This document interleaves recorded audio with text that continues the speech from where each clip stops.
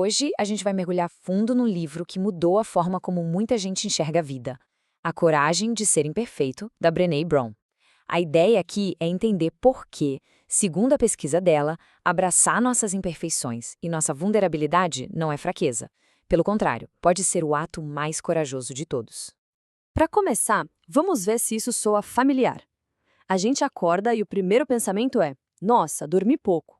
Passa o dia correndo e vai para a cama com a lista de tudo que não deu para fazer. Essa sensação constante de que falta alguma coisa, de que não somos ou não temos o suficiente, é o ponto de partida da nossa conversa. A Brené Brown dá um nome para isso: a cultura da escassez.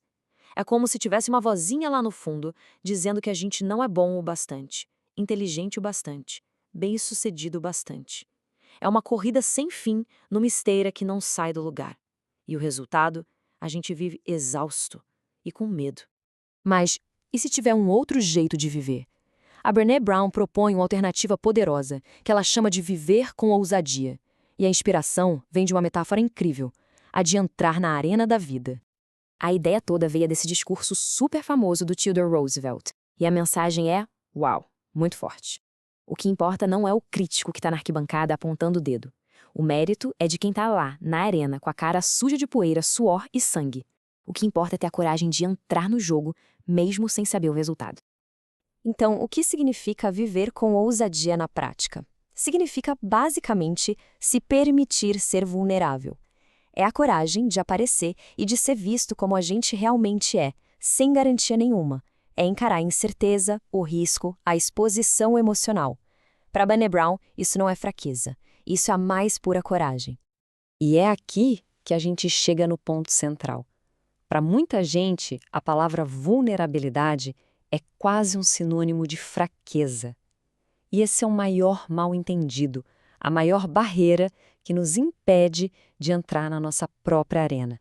Essa é a pergunta de $1 milhão, né? A pergunta que trava a gente. Porque se ser vulnerável é ser fraco, por que alguém em sã consciência escolheria isso?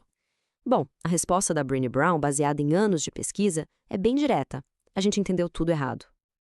Então, vamos quebrar alguns mitos. Primeiro, vulnerabilidade não é fraqueza, é a medida mais precisa da nossa coragem. Segundo, não é sobre sair contando a vida para todo mundo, é sobre ter limites e compartilhar nossas histórias com quem conquistou o direito de ouvi-las. E o mais importante, não dá para fugir da vulnerabilidade. Estar vivo é ser vulnerável. Fim de papo. E como é a vulnerabilidade no dia a dia? Olha só, é ir naquele primeiro encontro depois de um divórcio.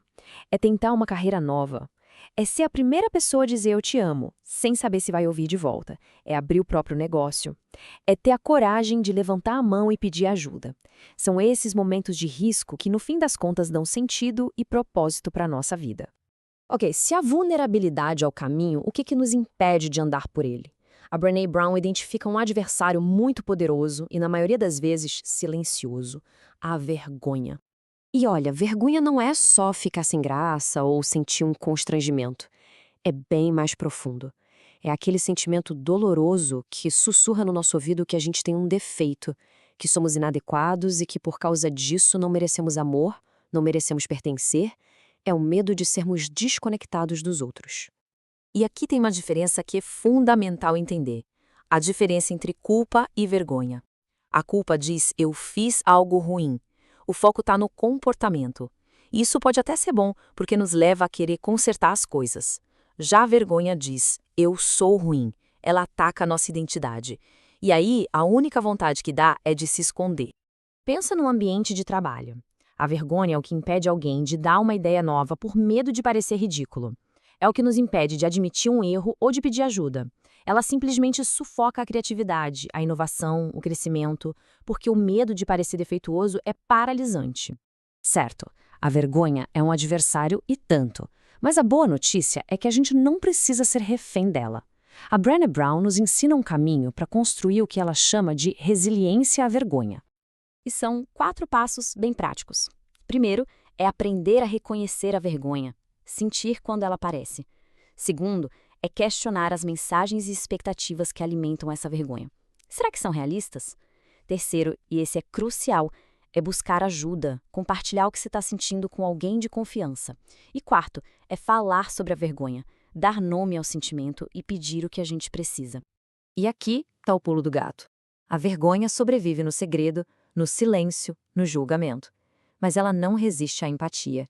Quando a gente fala sobre o que sente e encontra alguém que nos ouve sem julgar, que diz eu também já me senti assim, a vergonha começa a perder a força.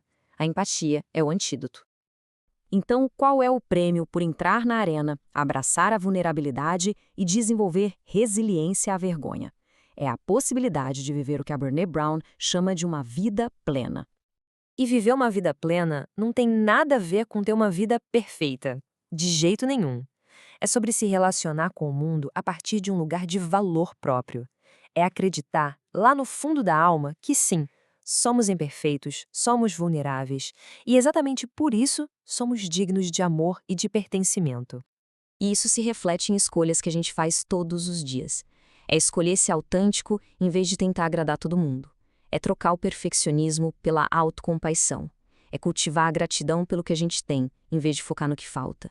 É, no fim, viver com mais coragem, compaixão e conexão. E para fechar, fica essa pergunta. A pergunta que a própria Brené Brown se fez e que muda tudo.